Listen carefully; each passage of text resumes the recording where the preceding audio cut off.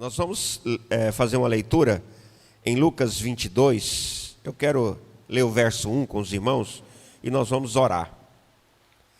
Lucas 22, capítulo 22, versículo 1, e nós vamos orar. Glória a Deus. Pode colocar, a versão minha aqui é NVI, pode colocar por gentileza a NVI.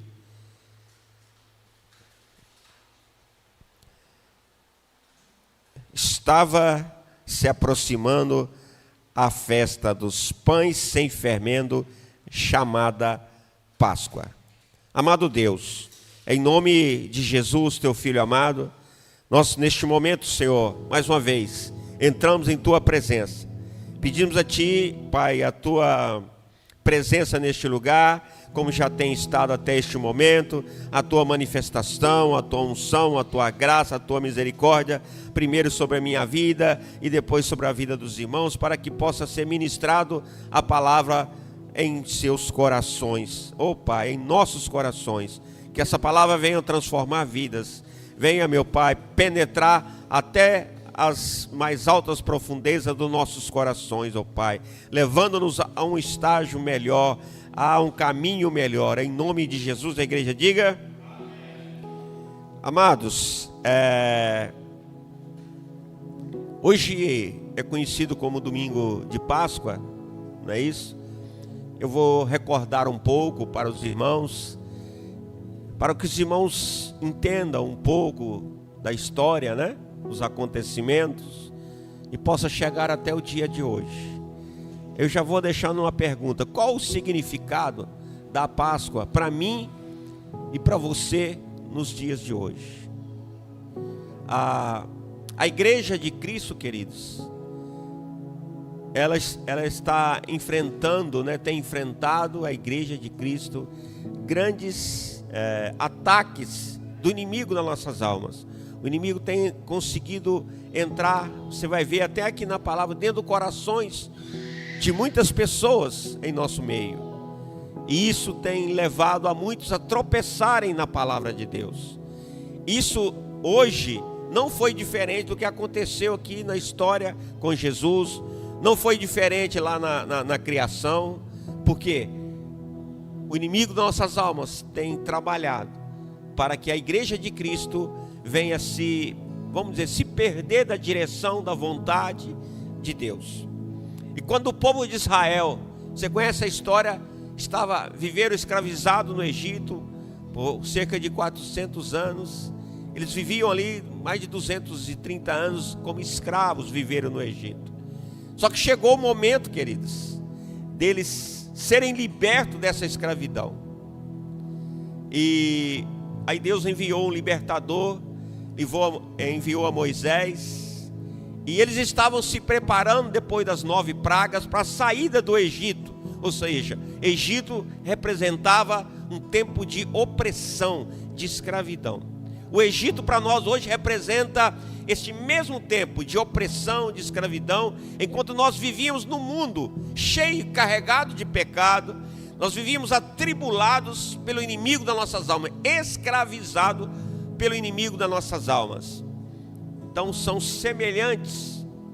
E chegou o momento da última praga, onde haveria a morte dos primogênitos. E Deus orientou a Moisés orientou o povo que deveriam matar um cordeiro. E no 14º dia, separariam um cordeiro. No 14º dia, eles iam matar esse cordeiro, ia cozinhar esse cordeiro. A família ia se reunir, como nós estamos reunidos aqui hoje na igreja. E a família deveria ficar dentro de casa, reunido, como nós estamos reunidos aqui hoje na igreja, como nós nos reunimos nas células. E deveriam passar o sangue do cordeiro nas portas, nos umbrais das portas, em volta das portas, nas laterais e em cima da porta. E aquele anjo da morte ia passar e ia matar todos os primogênitos, né, do povo do Egito. Mas aqueles que estivessem dentro das casas, obedecendo esse mandamento do Senhor, degustando ali o cordeiro, né, os filhos não morreriam. E o povo de Deus ouviu a orientação de Deus, e eles ficaram ali dentro das casas, mataram o cordeiro no 14º dia, comeram o cordeiro e estavam todos dentro de casa. Então, quando o anjo da morte passou, aquelas pessoas que obedeceram, que se reuniram, como nós estamos reunidos na igreja, como nós nos reunimos nas células, eles sobreviveram. Mas o povo do Egito, os primogênitos, todos foram mortos. Queridos, e logo em seguida, no 15º dia, ou seja, no outro dia, Deus deu a ordem que eles deveriam sair imediatamente do Egito, rumo à promessa de Deus, à terra prometida. Então, 14º, 15º dia. Vocês vão ver que isso é importante. Então, a Páscoa foi isso, a saída do Egito. Então, eles matariam um cordeiro, e Deus pediu que depois eles continuassem comemorando a Páscoa, para relembrar que Deus tinha tirado o povo da escravidão. Então Deus hoje quer que você lembre que Deus libertou o povo de Israel da escravidão, e que Deus também nos libertou da escravidão do pecado, da escravidão de Satanás. Então a Páscoa, naquele momento, era a morte do cordeiro e a saída do povo da escravidão, saída do Egito rumo à terra prometida. Os anos se passaram, muitos anos se passaram, queridos, e Jesus veio, esteve entre nós, teve o seu ministério cerca de 3 anos, e agora, queridos, Jesus reuniu os discípulos. Era uma sexta-feira, queridos. Queria que os irmãos começassem a entender. Era uma sexta-feira, o dia da Páscoa.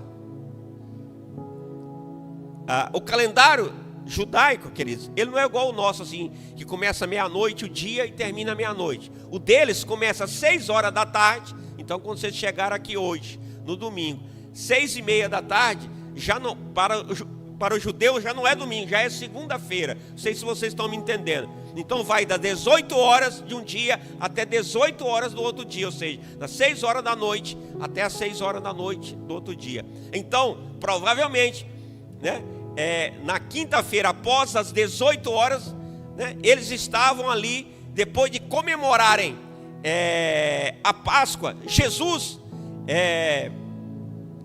ensinou para eles, instruiu que eles comemorassem a Santa Ceia, que nós fazemos aqui uma vez por mês. E logo depois dessa reunião, ou seja, eles comeram do cordeiro que foi morto. Só que naquele dia Jesus seria preso e Jesus seria morto. Agora o cordeiro não era mais um cabrito, não era um cordeiro, um animal. Agora o cordeiro é Jesus, e ele seria sacrificado para perdão dos nossos pecados, para que garantisse que nós saíssemos, né, do pecado do mundo, da escravidão de Satanás, para viver agora sem pecado, e nós podemos ir morar no céu em breve. Então, queridos, os historiadores falam que por volta de 23 horas, Jesus, após estar orando ali com os discípulos, ele foi até o Monte das Oliveiras, lá estava orando com os discípulos. Vieram os soldados, querido, para prenderem a Jesus, e Judas veio junto para identificar quem era o Messias ali. Judas chegou próximo de Jesus, você conhece a história, beijou Jesus, identificou, eles vieram e prenderam a Jesus. Então eu quero lhes falar, querido, olha só o acontecimento, como é importante a gente conhecer das coisas de Deus e saber que há mudanças na nossa vida, mudança de estação. Você vê, poucos dias estava quente, agora já começou a esfriar.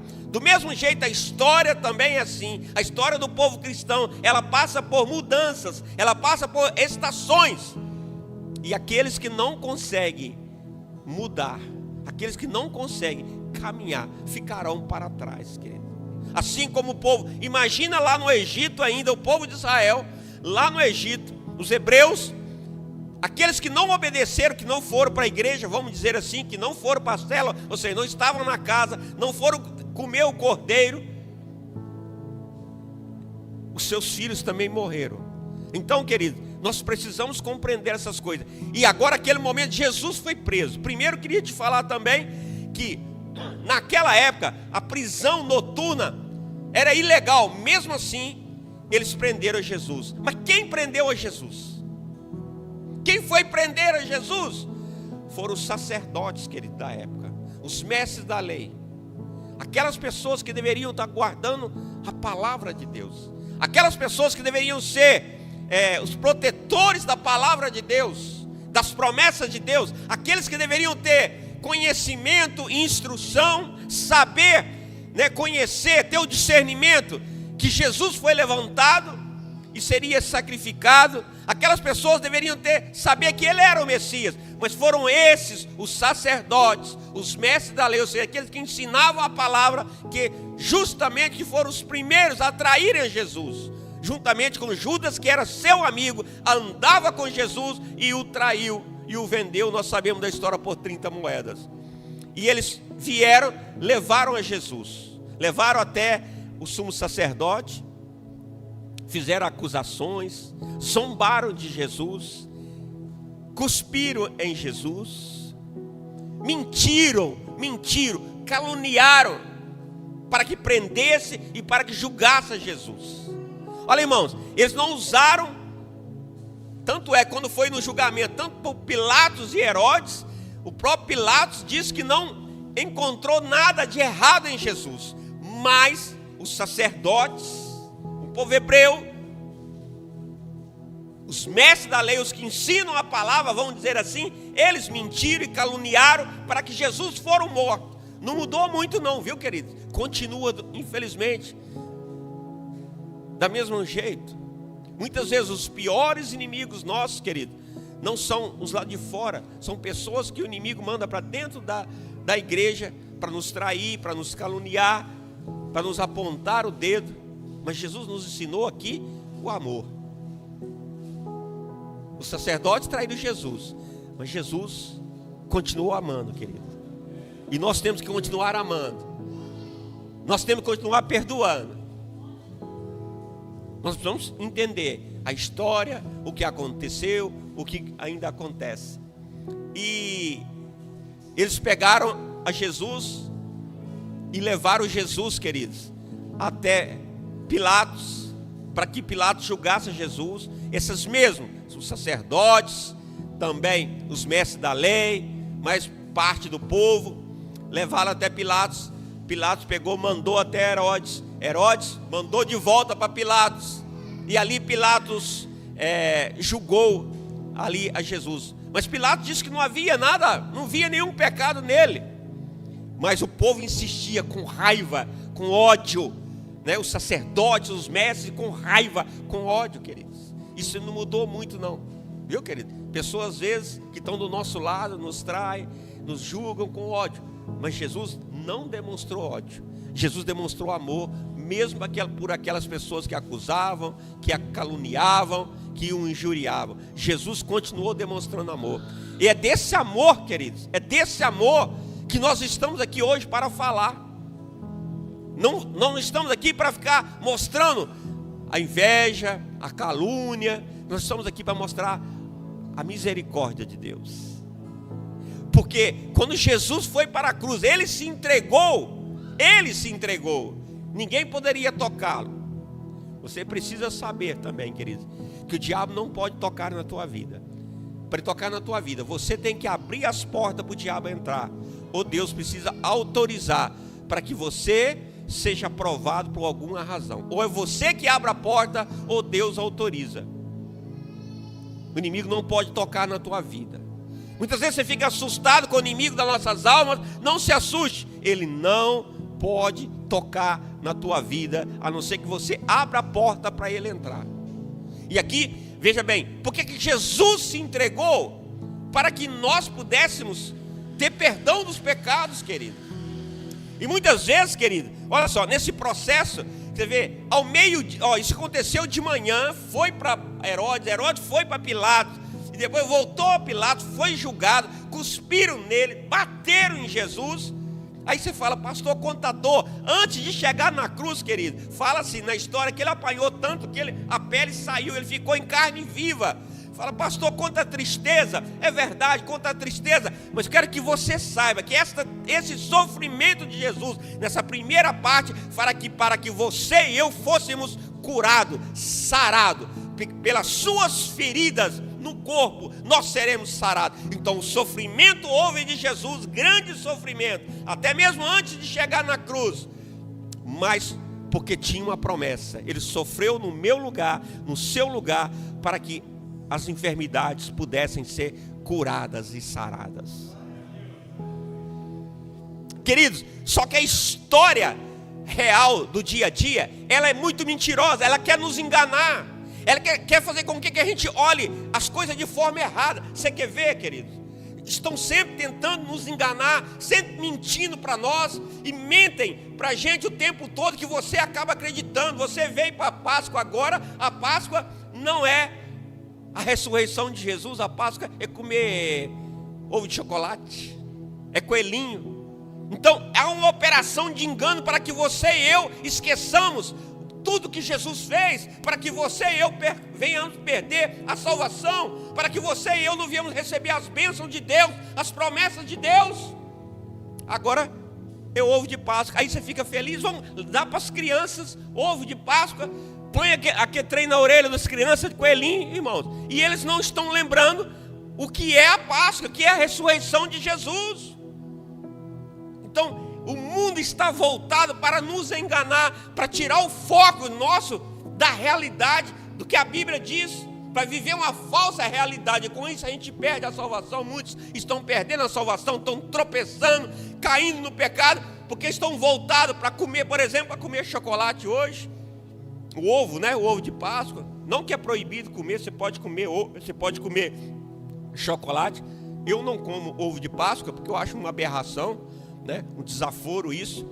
Mas você pode comer chocolate. E o negócio de botar coelhinho na cabeça da criança também, isso também não é legal, queridos, porque isso é do paganismo, isso é uma operação de engano. Ensina a sua criança o que é Páscoa. As crianças que cantaram aqui, as professoras estão ensinando para elas o que é verdadeiramente a Páscoa. E aqui, querido, olha só, você sabe que a semana, ela começa que dia a semana? Não, é domingo, queridos. Esse que é o engano, é justamente esse que é o engano. Eles falam assim, chega na sexta-feira, eles falam assim, ó, final de semana, sexta, sábado e domingo. Me perdoe, isso é mais um engano. Domingo não é final de semana, domingo é o primeiro dia de uma nova semana. A semana começa no domingo. É por causa da história de Cristo que eles tentaram mudar isso. E a gente acredita até nós falamos aqui. Até eu me perco nisso. Não, domingo é final de semana. Não é. Domingo é o primeiro dia, porque domingo é o dia da ressurreição de Jesus.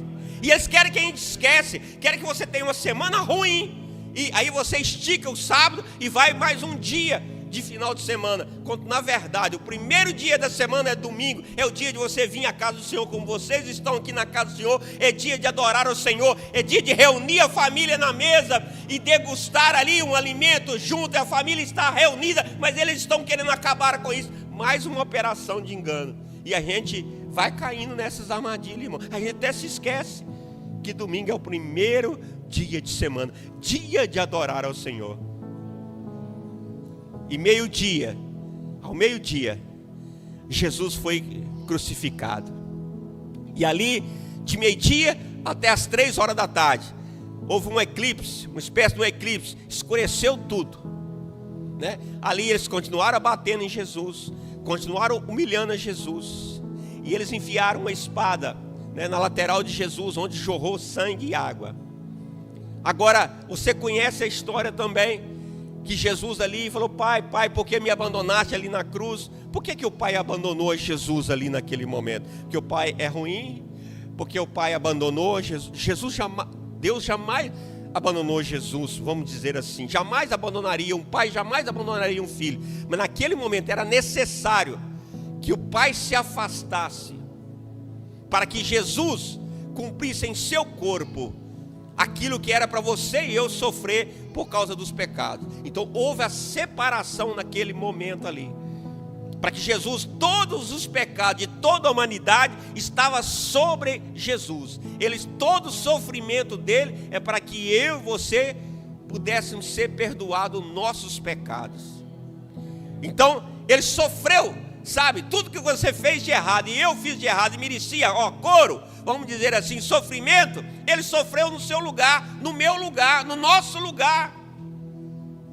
Ele tomou sobre si as nossas dores, ele tomou sobre si, pagou o preço no meu e no seu lugar. Aí você pode se perguntar assim: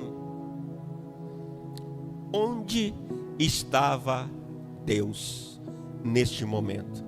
Se Deus permitiu que Jesus estivesse sozinho ali. A Bíblia não diz, querida, onde Deus estava neste momento. Mas sendo um pai amoroso, Deus é o próprio amor, queridos. Quando batiam em Jesus, estavam batendo no próprio Deus. Se bateram no teu filho, não é como bater em você. Se machucar o teu filho, não é como machucar você, até pior, né? Então, o pai estava em algum lugar, sofrendo tudo aquilo que aconteceu com Jesus. Mas o pai sabia que era necessário, querido. Eu creio que quando furaram a lateral de Jesus, não só furaram, é como se estivesse furando o coração do próprio Deus. O próprio Deus, porque era seu filho que estava ali na cruz. Mas, apesar de parecer muito triste, nós devíamos nos alegrarmos, porque foi ali, pelo perdão dos meus, dos seus pecados, que agora eu e você podemos morar na cruz. Perdão, morar no céu, eternamente. Então, queridos, sofrimento para Deus, sofrimento para Jesus, mas foi um momento onde mudou a história, a nossa história, a minha história, a sua história, dos seus filhos, dos seus netos, suas gerações passadas, anteriores, posteriores, que entregaram a vida para Jesus. Momento de muita dor, mas um momento de muita alegria para todos nós, queridos.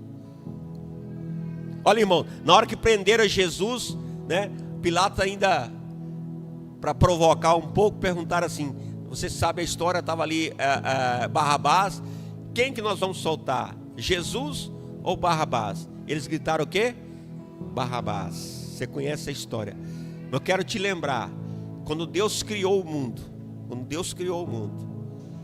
Ele botou duas árvores lá no jardim e falou para Adão e Eva: olha, tem duas árvores, a árvore da vida e a árvore do bem e do mal, que quem comesse, se eles comessem da árvore do bem e do mal, eles morreriam.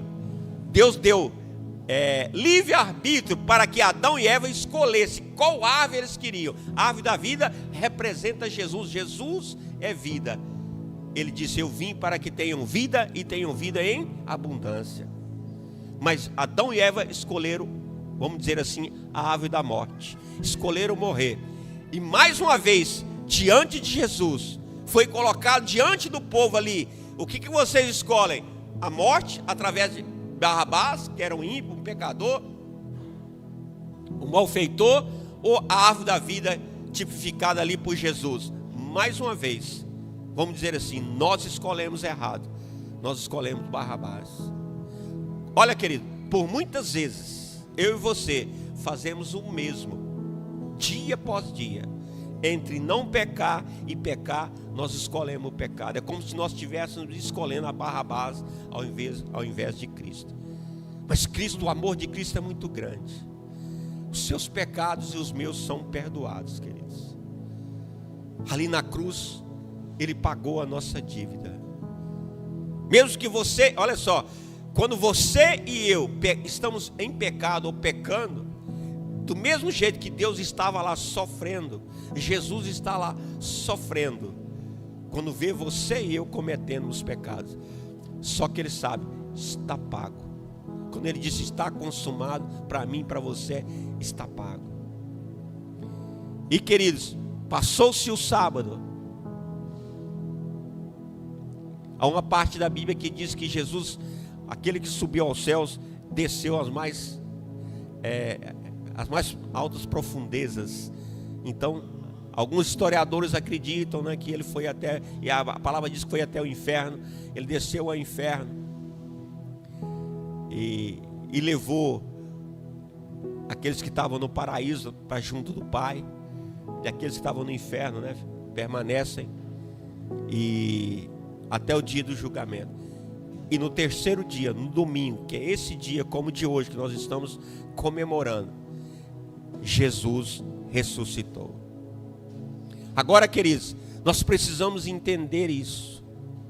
Nós precisamos entender, queridos, que no sábado encerrou-se a lei, a aliança com Moisés. A lei de Moisés, a aliança que Deus fez com a lei de Moisés, encerrou-se no sábado. E o domingo, o dia da ressurreição, é dia de vitória. Iniciou-se o Novo Testamento, iniciou-se o tempo da fé, da graça, o tempo da misericórdia. Então, nós temos que entender que houve uma mudança da aliança. Nós temos que entender, querido, que na nossa vida também nós vamos ter mudanças. Em Cristo Jesus nós vamos passar por fases, e nós não podemos ficar parados. E logo em seguida, queridos, dessa mudança, então o domingo, queridos, agora é domingo de nós comemorarmos a ressurreição. A partir desse domingo, queridos, lembre-se, domingo é o primeiro dia de semana. Domingo é o dia de você reunir a sua família. Domingo é o dia de nos reunirmos. Convida a tua família para almoçar na tua casa. Reúna a família em volta da mesa, lembre-se, vamos estar orando. É o primeiro dia da semana, uma semana de vitória que nós vamos ter. Não é o final de semana, um final de uma semana ruim. Outra coisa, querido, quando Jesus estava lá na cruz, você sabe o que eles fizeram? Ofereceram para Jesus, na sexta-feira, ofereceram para Jesus vinagre. E chegaram até a boca dele. Vinagre é uma bebida. É por isso que o povo hoje canta: hoje é sexta-feira. Vão encher a cara, né? É porque era o mesmo que ofereceram a Jesus, para que Jesus não passasse ou diminuísse o sacrifício. Tudo operação de engano, querido. As pessoas enchem a cara na sexta, estica até no sábado, enchendo a cara. Para quê? Para tentar resolver uma semana mal resolvida. Então a história, querido, eles tentam ao todo tempo nos enganarem, nos colocarem em situações difíceis, ou para esquecermos a verdadeira história, o que Jesus fez, o que Jesus está fazendo na tua vida. Irmãos, Jesus morreu por mim, por você, e vai mudar a tua história, está mudando a tua história. Se você estava morto, agora Jesus te trouxe aqui para te ressuscitar. Você agora é uma nova vida, uma nova criatura, uma pessoa diferente. Você não é aquele que estava lá fora. Você não é mais aquela pessoa que te apontava, que dizia que você não prestava, que você é isso, que você é aquilo. Você agora está em Cristo Jesus. Nova criatura nós somos. Olha que coisa linda, queridos.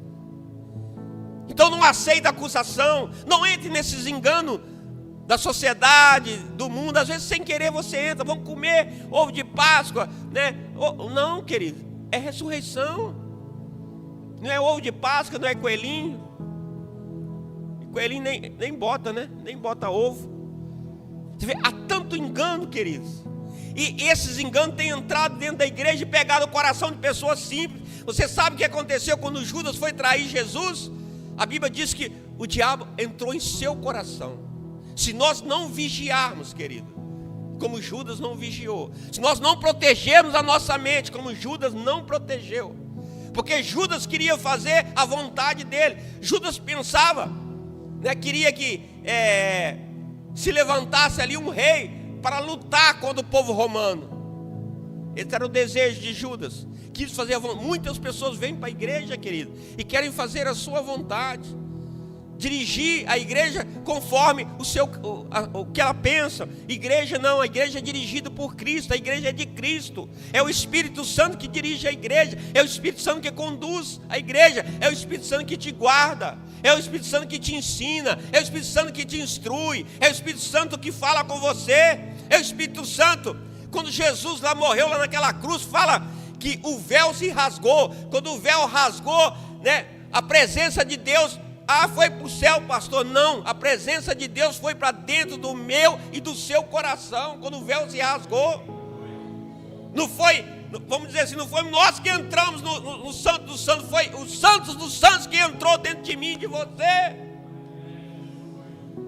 Agora, aquele Jesus que sofreu, ele não está lá mais, ele ressuscitou, e agora ele resolveu colocar o Espírito Santo, ou seja, ele resolveu morar dentro de mim e de você, ele está aqui dentro. Olha a misericórdia, Jesus, você continua pecador, agora pecador perdoado, e ele está morando dentro de mim e de você. Tudo isso por amor, queridos. Tudo que Jesus fez é por amor. Deus é o próprio amor.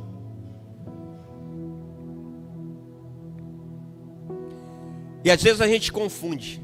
No Antigo Testamento, queridos, na lei de Moisés, a Bíblia fala do primeiro mandamento. Qual que é o primeiro mandamento? Amar a Deus sobre todas as coisas. Você já ouviu isso? E o segundo mandamento, por exemplo, está lá em Mateus 22, 39. Coloca aqui, fazendo favor. Versão King James. Mateus 22, 39. Eu quero que você entenda isso aqui, daqui a pouquinho a gente terminar.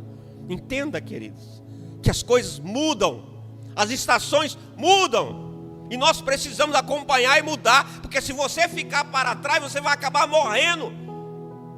Você vai acabar tropeçando, se afastando da presença do Senhor e achar que está fazendo a obra de Deus ainda. Eu estou fazendo a obra de Deus. Está nada. Está fazendo a sua própria vontade. Mateus 22, 39. Versão King James. O segundo, está falando do segundo mandamento. Semelhante a este é. O que está escrito aí? Presta atenção. Na lei de Moisés, o segundo mandamento é amar o teu próximo. Tem a história lá do samaritano, o bom samaritano, que pergunta quem é o próximo. Isso era na lei de Moisés. Mas agora em Cristo Jesus não é isso, queridos. Vamos ver. João capítulo 13, verso 34. Também na versão King James. Olha o mandamento que Jesus nos deixou agora. Antes era amar o próximo como a você mesmo. Isso é na lei de Moisés.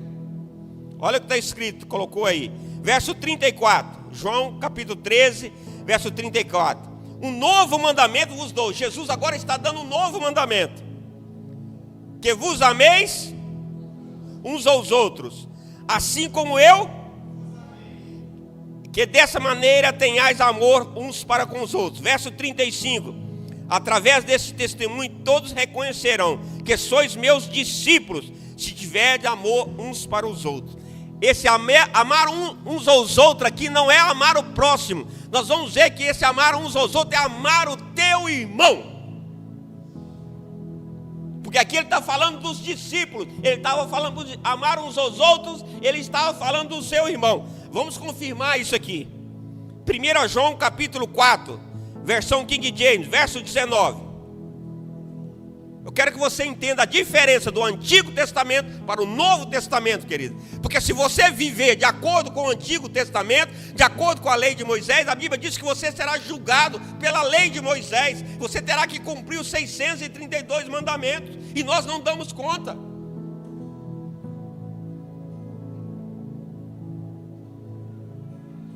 Olha o que diz. Olha só. 1 João 4, verso 19. Nós amamos porque Ele nos amou primeiro. Verso 20. Olha só, se alguém declarar, olha só, queridos, escutem por favor. Eu amo a Deus, porém odiar a seu irmão é mentiroso. Porquanto, quem não ama seu irmão, repete, quem não ama seu irmão, por favor. A quem vê, não pode amar a Deus. A quem não enxerga. Verso 21. Ora, Ele nos entregou este mandamento. Olha o mandamento de Jesus. Quem ama a Deus, ame também de igual forma seu irmão. Repete comigo. Quem ama a Deus, de novo, vamos repetir comigo. Quem ama a Deus, ame de igual forma seu irmão. Então, queridos, o que é esse grande amor de Deus pregado, que Jesus pregou ali na cruz, morreu na cruz? O que Jesus quer de nós? O que Deus quer de nós? Que você ame também o teu irmão. A base de todo evangelho, querido, é amar o teu irmão. A Bíblia diz: se você não ama teu irmão, você é mentiroso. Você está dizendo que ama a Deus, mas você é mentiroso. Se eu disser que ama a Deus, mas não amar meu irmão, não perdoar a meu irmão, não perdoar a minha irmã, não perdoar não é o próximo, é teu irmão, o irmão da igreja. É os irmãos que você está vendo aí. É o seu pastor. Quem diz que ama a Deus, mas não perdoa o seu pastor, a Bíblia está dizendo, é mentiroso.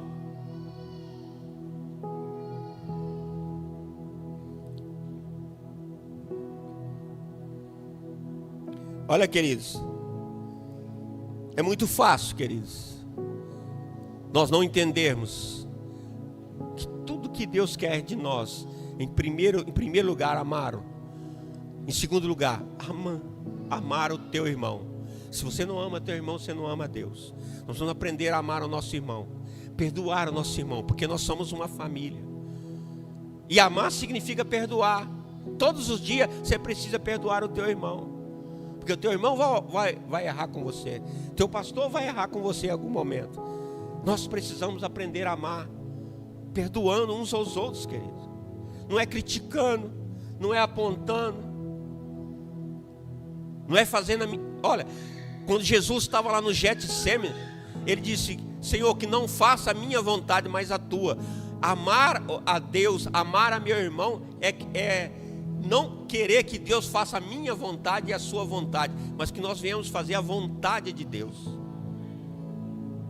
Muitas pessoas, nós falamos aqui na terça-feira no Tadel: eu estou fazendo a obra de Deus. Está nada, está fazendo a vontade deles. Porque Deus nos chamou para nós fazermos a sua vontade, e não a vontade minha e sua.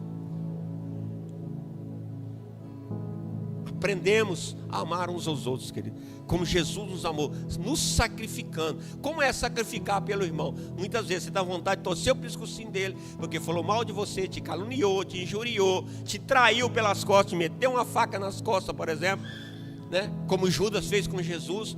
Mas aqui manda amar. Então nós precisamos amar e perdoar. Quem não ama não é cristão, querido. Sinto muito.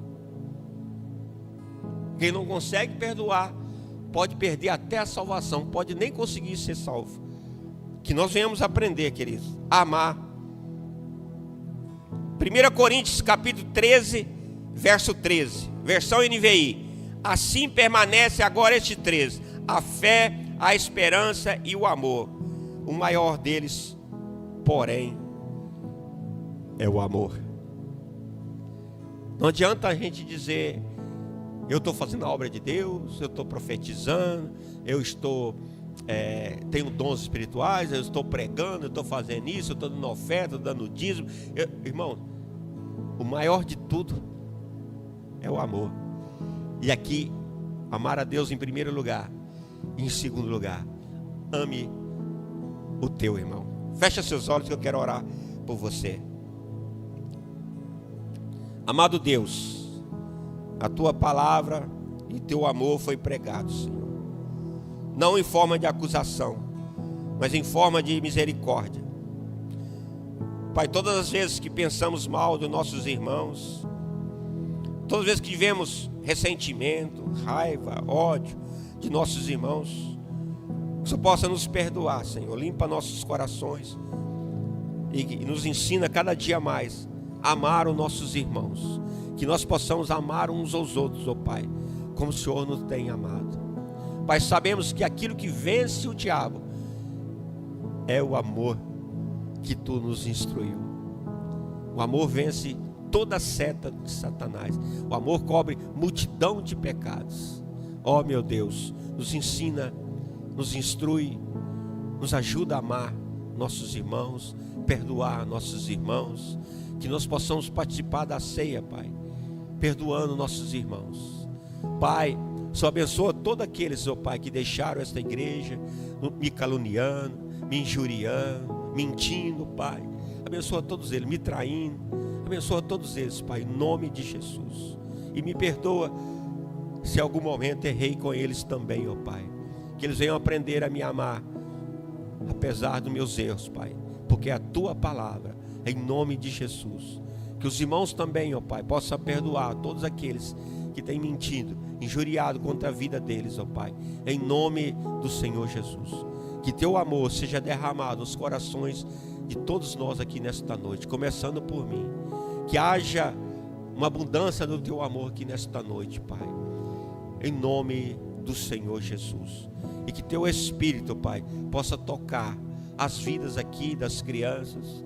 Que haja cura, meu Pai, cura primeiro das feridas internas em nossos corações, ferida feita pelos nossos irmãos.